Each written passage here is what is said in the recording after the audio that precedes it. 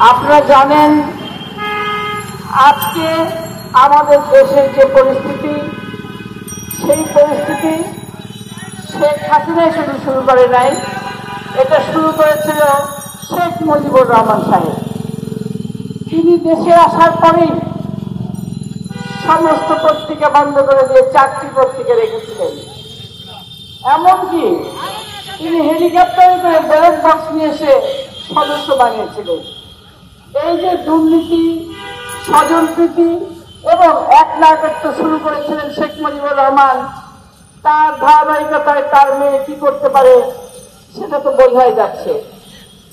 আপনারা জানেন শেখ হাসিনা যখন বিএনপি ক্ষমতায় ছিল তখন বিএনপিকে বলেছিল 1 মিনিটও শান্তিতে থাকতে দেবে না, এবং করেছেও তাই। তারা 1 মিনিটও সত্যিকার অর্থেই শান্তিতে থাকতে দেয়নি। সবসময় জ্বালা পোড়াও আগুন দিয়ে, বাসে আগুন, যেখানে সেখানে আগুন দিয়ে তারা বিভিন্নভাবে অরাজকতা সৃষ্টি করে বিএনপিকে সবসময় সমস্যায় রেখেছিল। এবং তারা যে আগুন সন্ত্রাস করেছিল সেটাকেই তারা পরবর্তীকালে মিথ্যা অপবাদ দিয়েছিল বিএনপিকে। বিএনপি কখনো গণতন্ত্রের পথে অন্তরায় নয়, গণতন্ত্রের জন্য সবসময় বিএনপি লড়াই করেছে এবং করে যাচ্ছে।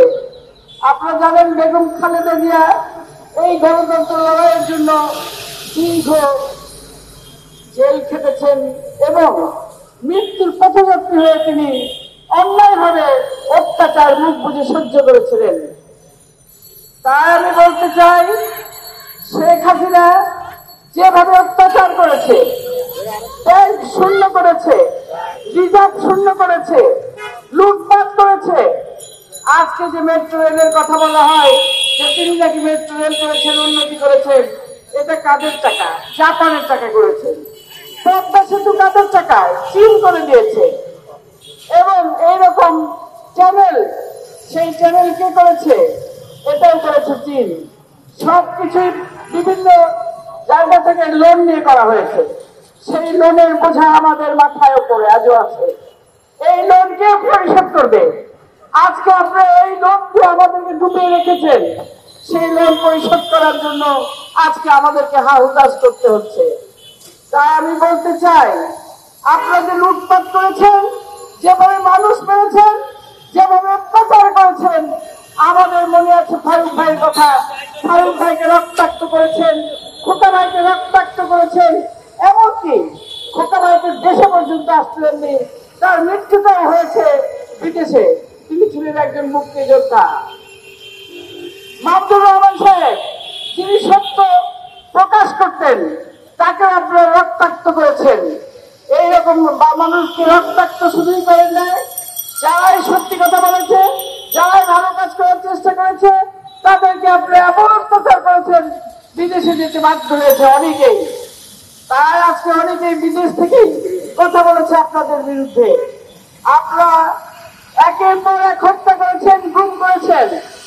সেই গুমের খবর মানুষ যদি বলতে যায়, তাদেরকে হয়রানি করেছেন।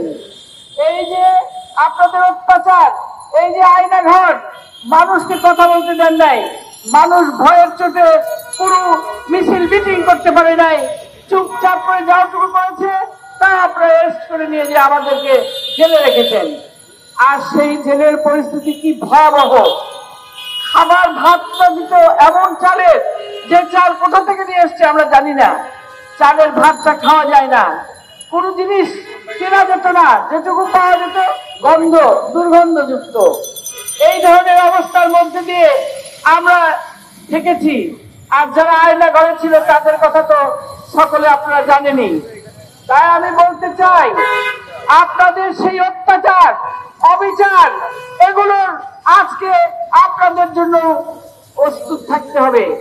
তাই এই সরকারকে বলতে চাই, আপনারা যে কমিশনগুলো করছেন, রাজনীতিবিদদের সঙ্গে একটা পরিচয় ভালোভাবে আলোচনা করে করছেন না। এই কমিশনগুলোতে বেশিরভাগ আমলা রয়েছে।